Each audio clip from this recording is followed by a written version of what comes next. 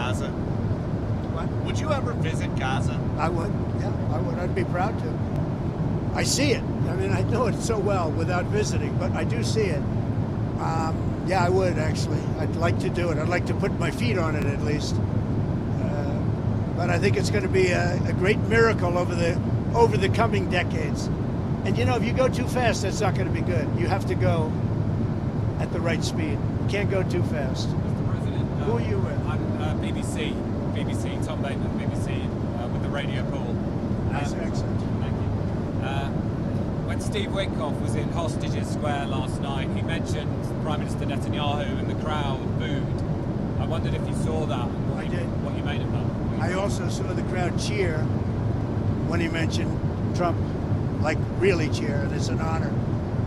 No, as I said, I think Bibi did a great job. I had some words with him a couple of times where I didn't agree, and he was always, he was the right guy at the right time. But are you confident, because many Palestinians will be concerned that after the hostages are handed over, that Israel might restart the war for some reason? Are you... I'm not worried about anything. I think we have a great deal, and it's a great deal for everybody. You know, a great deal is a deal where everybody's happy. In every country, they're dancing in the streets. That's a great deal.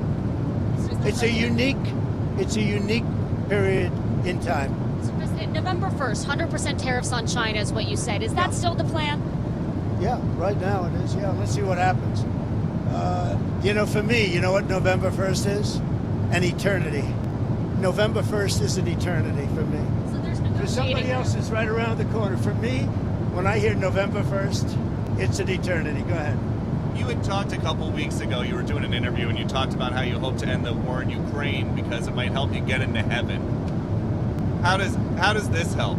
Does this help? I mean, you know, I'm being a little cute.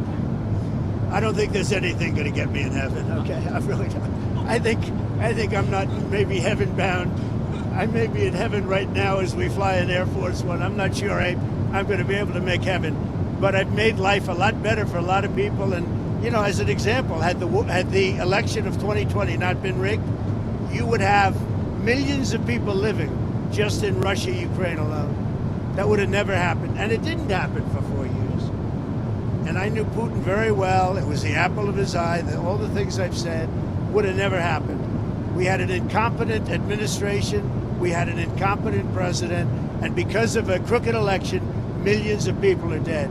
And by the way, the Israeli thing was much harder to get settled because of the past administration. Okay? Rest, enjoy yourselves, say hello to your boss, and I'll see you guys, right? Good. So before you go, can you tell us about your conversations with President Zelensky? Did you talk about We had a very long-range good conversation missiles? this morning and yesterday. And he basically would like to, as you know, we are not sending any weapons. We're sending them to NATO, and NATO is paying, which is a big difference between Biden and Trump.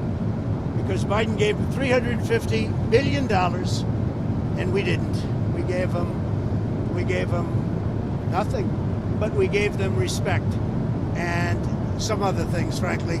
So we talked about weapons, and the weapons are sent to NATO, and NATO then sends us a check. They pay for them in full, and they would need more weapons, and we're looking into doing that. We hope we're going to be able to provide. If you like this video, then like, share and subscribe to Mirror Now.